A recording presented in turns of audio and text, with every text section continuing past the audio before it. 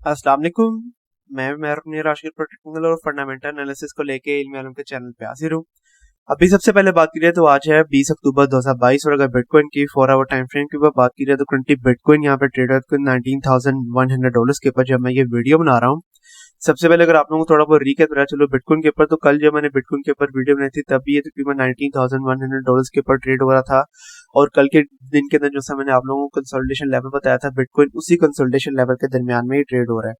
मतलब कि बिटकॉइन का जो सा सपोर्ट लेवल है वो भी तकरीबन $18,900 से लेकर $19,000 तक का लेवल है। और कल की वीडियो के अंदर भी मैंने आपको गाइड किया था कि तकरीबन $19,200 का जो सा लेवल है वो एज अ रेजिस्टेंस के तौर पे काम करेगा बिटकॉइन के लिए। और उस लेवल से हम लोग बिटकॉइन की वैल्यू को दोबारा से नीचे की तरफ ही बाउंस बैक करता हुआ देखेंगे, क्योंकि उस लेवल के ऊपर बिटकॉइन की तकरीबन ये जो सी डिसेंडिंग ट्रायंगल की रेजिस्टेंस लेवल की लाइन है वो आ रही थी। तो अभी भी आप लोग ये देख सकते हैं कि बिटकॉइन तकरीबन इसी डिसेंडिंग ट्रायंगल की रेजिस्टेंस लेवल की लाइन को ऐसा रेजिस्टेंस के तौर पे यूज कर रहा है। यहीं से बिटकॉइन की वैल्यू दोबारा से नीचे की तरफ बाउंस बैक कर रही है। और अगर बिटकॉइन आज के दिन के अंदर इसको नहीं तोड़ता है एक अच्छे वॉल्यूम के साथ और इसे अबव अपनी कैंडल्स पर नहीं करता है 4 आवर टाइम फ्रेम के ऊपर और मोस्टली डेली टाइम फ्रेम के ऊपर, तो मैक्सिमम चांसेस है कि हम लोग बिटकॉइन की वैल्यू को दोबारा से नीचे की तरफ बाउंस बैक करता हुआ देखेंगे। और चांसेस ये भी है कि हम लोग आज के दिन के अंदर देखेंगे बिटकॉइन अपने जो सा करंट सपोर्ट लेवल है $18,900 से लेके $19,000 का लेवल, बिटकॉइन इसको भी तोड़े और फिर बिटकॉइन की वैल्यू हम लोगों को इससे नीचे जाती हुई दिखाई दे। क्योंकि अगेन ये वाला जो सा लेवल है, ये वाली जो सी ट्रेंड लाइन है, ये अभी तक एज अ मेजर रेजिस्टेंस के तौर पे काम कर रही है बिटकॉइन के लिए। और जैसा कि कल की वीडियो के अंदर भी मैंने आपको गाइड किया था कि वीकली टाइम फ्रेम के ऊपर भी बिटकॉइन अभी भी इसी डिसेंडिंग ट्रायंगल के अंदर ही ट्रेड हो रहा है। तो जब तक के बिटकॉइन एक बड़े टाइम फ्रेम के ऊपर मतलब कि वीकली टाइम फ्रेम के ऊपर इसे बर्निंग कैंडल्स बंद नहीं करता है,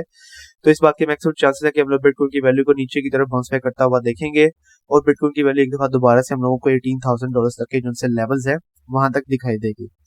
अब अगर आप लोगों को यहाँ पे करंट कंसोलिडेशन लेवल बताता चलूं बिटकॉइन का, तो करंट जो सपोर्ट लेवल है बिटकॉइन का वो अभी भी $18,900 से लेकर $19,000 तक का लेवल है। और बिटकॉइन का जो सा करंट रेजिस्टेंस लेवल बन रहा है वो बन रहा है $19,100 से लेकर $19,200 के ऊपर। और अगर एक शॉर्ट टाइम फ्रेम के ऊपर मतलब कि 4 आवर टाइम फ्रेम के ऊपर बिटकॉइन की वैल्यू इस डिसेंडिंग ट्रायंगल से अबव भी चली जाती है, तो हम लोग देखेंगे तकरीबन $19,300 $19,400 तक के जो से लेवल्स हैं वो भी एक रेजिस्टेंस के तौर पे काम करेंगे बिटकॉइन के लिए। और फिर उन लेवल से हम लोग बिटकॉइन की वैल्यू को दोबारा से नीचे की तरफ ही बाउंस बैक करता हुआ देखेंगे। तो ये होंगे मेरे next target regarding bitcoin in medium short, और मुझे उम्मीद है कि अब आप लोगों को आइडिया होगा कि आप लोगों ने किन लेवल्स के ऊपर अपनी एंट्रीज लेनी है बिटकॉइन के ऊपर और किन लेवल्स के ऊपर आप लोगों ने अपने आप को एग्जिट करना है यहाँ पे बिटकॉइन की ट्रेड के ऊपर से। इसके अलावा अगर आगे चलते चले और अब अगर बात करते चले आज की पहली न्यूज के ऊपर, तो पहली जो सी न्यूज आ रही है वो आ रही है जिम रोजर्स की तरफ से, जो कि एक काफी बड़े इन्वेस्टर हैं और ये एक इन्वेस्टिंग फंड मतलब कि क्वांटम फंड के को फाउंडर भी हैं। तो इनकी तरफ से ये न्यूज आ रही है और इनके मुताबिक ये कहा जा रहा है कि नेक्स्ट जो सा अपकमिंग रिसेशन की वेव होगी वो शायद इनकी जिंदगी की सबसे बुरी वेव होगी। उसके बारे में अगर मैं आप लोगों को यहाँ पे गाइड करता चलूं तो आप लोगों को भी आइडिया है कि सितंबर के महीने की जो सी सीपीआई की रिपोर्ट आई है जो कि अभी 13 अक्टूबर को आई थी, तो वो जो सी रिपोर्ट आई थी उसके अंदर जो से नंबर आए थे वो आए थे 8.2%। यहाँ पे 8.1% लिखा हुआ है, लेकिन आप लोगों को भी आइडिया है वो जो से नंबर आए थे वो थे 8.2%। और बेशक जो सी यूएस की फेड है वो अपने जो से इंटरेस्ट रेट्स हैं वो बढ़ाते जा रहे हैं, लेकिन फिर भी उनका कोई फायदा ऐसा नहीं हो रहा है और सीपीआई के जो से नंबर्स हैं वो ज्यादा से ज्यादातर आते जा रहे हैं। तो इसी वजह से जो से जिम रॉजर्स हैं वो ये कह रहे हैं कि उन्होंने अपना जो से ये इंटरव्यू दिया है वो यूएस की इकोनॉमी को देखते हुए दिया है। और आप लोगों को भी आइडिया है कि यूएस इकोनॉमी का एक डायरेक्ट इफेक्ट है क्रिप्टो करेंसीज के ऊपर। तो जो भी यूएस के अंदर नंबर्स वगैरह आते हैं उसका हम लोग डायरेक्ट इफेक्ट देखते हैं। तो इसकी वजह से उन्होंने कहा है कि लास्टली जब 2008 के अंदर काफी ज्यादा मुश्किलात आई थी उसका सबसे बड़ा वजह थी डेब्ट का मतलब कि उधार का ज्यादा होना। उसके बाद से मतलब कि 2009 से लेके अभी तक जो सा वर्ल्ड वाइड डेब्ट है वो बढ़ता जा रहा है, वो कम नहीं हो रहा है। तो इसकी वजह से अब वो इस बात पे पूरा का पूरा यकीन रखते हैं कि नेक्स्ट जो सा इन्फ्लेशन की वेव आने वाली है नेक्स्ट चंद महीनों के अंदर वो इनकी जिंदगी की सबसे बुरी वेव होगी। और इसकी वजह से सिर्फ क्रिप्टो करेंसीज ही नहीं बाकी की जो सी मार्केट्स हैं मतलब कि स्टॉक मार्केट वगैरह हो गई जिसके अंदर नेस्डेक 100 और जो से S&P 500 वगैरह है वो भी हमको काफी एग्रेसिव रेड रन जो से है वो दिखा सकते हैं। और आगे उन्होंने बताया कि ये जो सा रिसेशन के जो से नेक्स्ट वेव होगी ये उनकी एक तो जिंदगी की सबसे बुरी होगी, लेकिन ये जो सी वेव होगी ये लास्ट रैली होगी इस वेव की। और उसके बाद उनको पूरी उम्मीद है कि वो जो से ये रिसेशन की वेव्स कर रहे हैं उसकी लाइन के एंड तक पहुंच जाएंगे। मतलब कि नेक्स्ट जो से चंद महीने होने वाले हैं वो काफी ज्यादा बुरे होने वाले हैं, ना ही सिर्फ क्रिप्टो करेंसीज के लिए बल्कि बाकी की जो सी मार्केट्स है उनके लिए भी। और उसके बाद जब वो एक दफा खत्म हो जाएगा, मतलब कि अगले चंद महीनों के बाद जब वो खत्म हो जाएगा, तो उसके बाद उनको उम्मीद है कि वो लाइन के एंड में पहुंच जाएंगे और फिर उसके बाद के जो से महीने हैं उनके अंदर थोड़ी बहुत बेहतरी जो सी है वो आना शुरू होगी, क्रिप्टो करेंसीज के अंदर भी और बाकी की जो सी मार्केट्स हैं उनके अंदर भी। तो एक काफी बड़े इन्वेस्टर्स की तरफ से ये बात की जा रही है, तो इस बात को अगेन इग्नोर नहीं किया जा सकता है। आप लोगों को भी मैं प्रीवियस काफी वीडियोस के अंदर जिनसे मैक्रो इकोनॉमिक फैक्टर्स उनको शेयर करता रहा हूँ, और उन मैक्रो इकोनॉमिक फैक्टर्स को अगर इनकी बात के साथ जोड़ा जाए तो वाकई में ऐसा लगता है कि अगले जो से चंद महीने होने वाले हैं वो काफी ज्यादा बुरे होने वाले हैं, और अगले चंद महीनों के अंदर जो से रिसेशन और जो सी इन्फ्लेशन है वो बढ़ती जाएगी। इसके अलावा अगर आगे चलते चले, अगर यूरोप की रिपोर्ट मैं आपके साथ शेयर करता चलूं तो ओवरऑल यूरोप की सीपीआई की रिपोर्ट आ चुकी है कि जहां पे जो सी इन्फ्लेशन है वो बढ़ गई है 9.9%। तो प्रीवियसली यूएस की जो सी रिपोर्ट आई थी वो आई है 8.2%, और उसके बाद अपनी जो सी यूरोप की रिपोर्ट आई है वो आई है 9.9%, और ये यूरोप की 40 साल तारीख की सबसे हाई रिपोर्ट आई है। इसका मतलब ये है कि यूरोप के अंदर भी जो सी इन्फ्लेशन है वो बढ़ती जा रही है।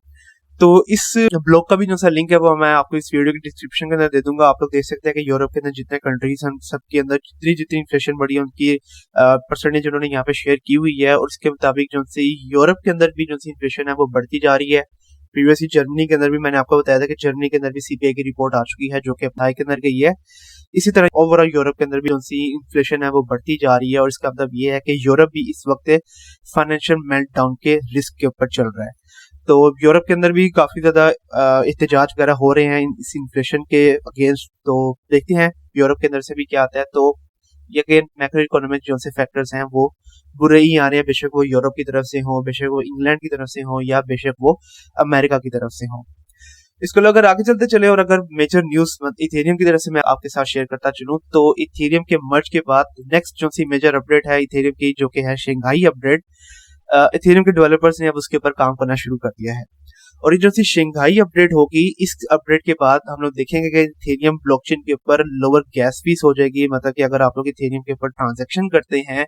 और जिस ट्रांजैक्शन की फीस अभी भी तकरीबन $5 से $6 तक है वो बहुत ज्यादा कम हो जाएगी। तो इसके ऊपर अगर शंघाई अपडेट के ऊपर मैं आप लोगों को गाइड करता चलूं तो इन्होंने बताया कि शंघाई अपडेट के बाद इनका जो सा इथेरियम वर्चुअल मशीन है मतलब कि ईवीएम, उसके ऊपर वो लोग एलिमेंटल चेंज उनसे है वो लेकर आएंगे, और जो ये एलिमेंटल चेंज आ जाएगा इथेरियम वर्चुअल मशीन के ऊपर तो उसकी वजह से हम लोग देखेंगे कि जितने भी वैलिडेटर्स हैं इथेरियम ब्लॉकचेन के जो कि अभी अपने स्टेक इथेरियम को विड्रॉ नहीं कर सकते हैं, वो इस अपडेट के बाद अपने स्टेक इथेरियम को विड्रॉ भी कर सकेंगे, और जब वो विड्रॉ करेंगे तो उसके ऊपर उनको लोअर गैस फीस जो है वो देनी पड़ेगी। तो इस अपडेट के बारे में अगर मैं आप लोग गाइड करता चलूं तो इसके जो से टेस्टनेट है जिसको उन्होंने शेंगडोंग का नाम दिया है वो टेस्टनेट उन्होंने ऑलरेडी लॉन्च कर दिए हैं इथेरियम के डेवलपर्स ने, और उन्होंने गाइड किया है कि ये जो से टेस्टनेट्स हैं ये तकरीबन सितंबर 2023 तक चलते रहेंगे,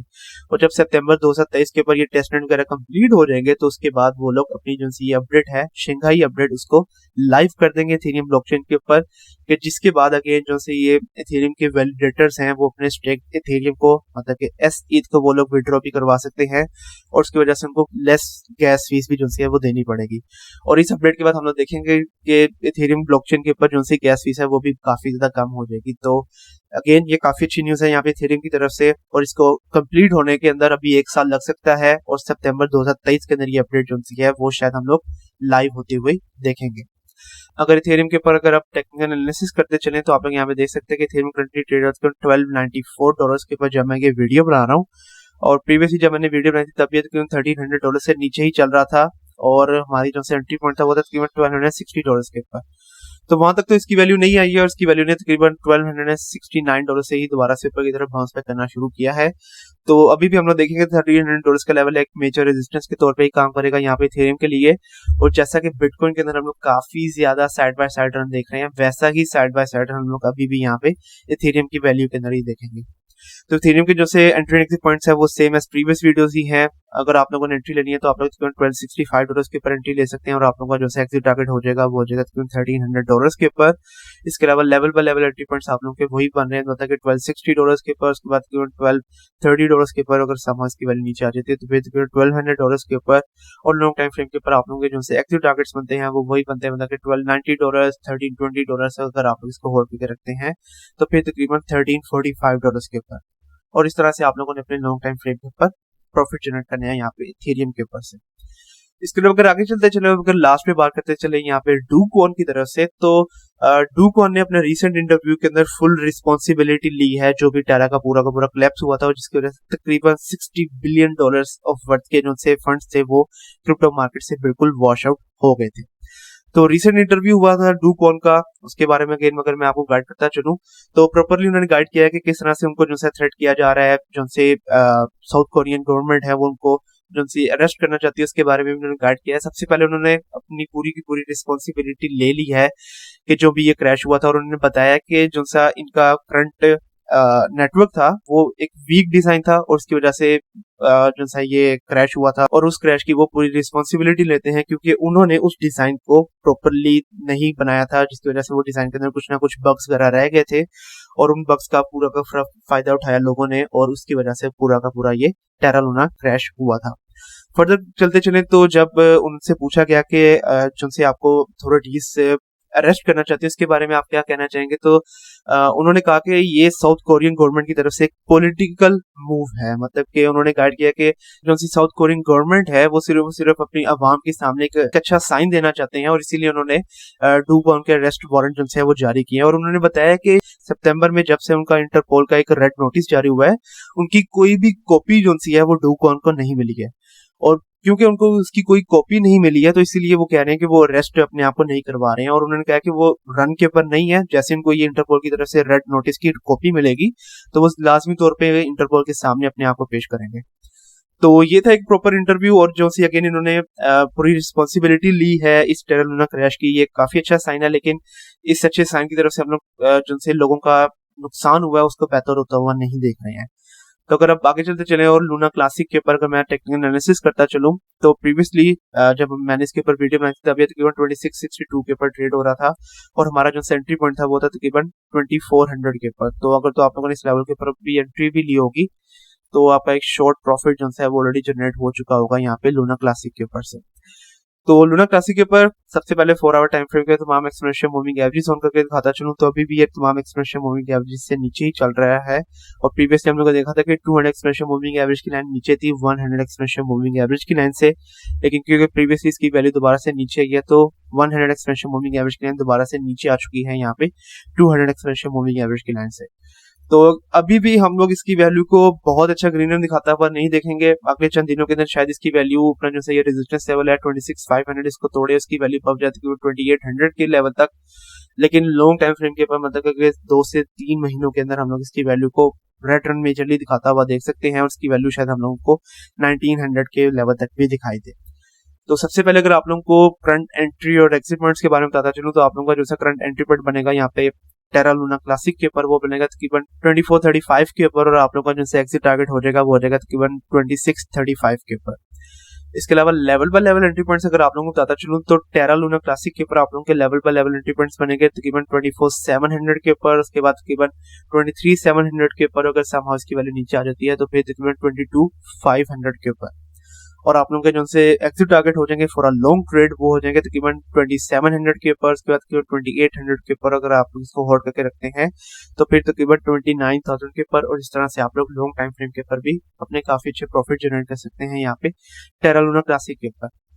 तो ये थी आज की मेजर अपडेट, और आज की जो सी मेजर अपडेट देनी थी वो सबसे पहले इथेरियम की जो सी ये शंघाई अपग्रेड होने वाली है उसके ऊपर देनी थी कि जहाँ पे इसका टेस्ट नेट जो है वो शुरू हो चुका है, और दूसरी अपडेट आप लोगों को देनी थी यहाँ पे जिम रोजर्स की तरफ से कि जिनके मुताबिक जो सी नेक्स्ट वेव होगी रिसेशन की वो काफी ज्यादा बुरी हो सकती है, और इसकी वजह से ना सिर्फ बिटकॉइन बल्कि बाकी की जो सी मार्केट्स हैं वो भी हम लोगों को काफी एग्रेसिव रिटर्न दिखा सकती हैं। तो मुझे उम्मीद है कि आप लोगों को आइडिया होगा कि आप लोगों ने किन लेवल्स के ऊपर अपनी एंट्रीज और एग्जिट लेनी है क्रिप्टो करेंसीज के ऊपर से। कल तक के लिए आप मुझे इजाजत दीजिए, अल्लाह हाफिज।